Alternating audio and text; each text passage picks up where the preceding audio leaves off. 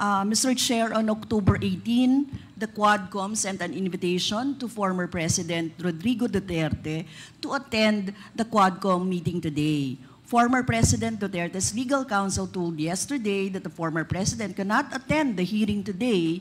Mr. Chair, the non-appearance of former President Rodrigo Duterte at the Quadcom hearing today is a clear manifestation of his disregard for truth, justice, and accountability.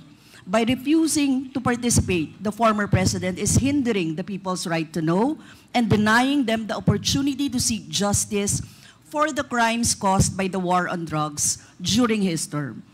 Libo-libo pong buhay ang ninakaw ng Duterte administration dahil sa kanyang peke at madugong giyera kontra droga. Kailangan niyang harapin ang mamamayang Pilipino na matagal nang humihingi ng hustisya. Hindi pwedeng sabihin na short notice at masama ang pakiramdam at kailangan ng pahinga.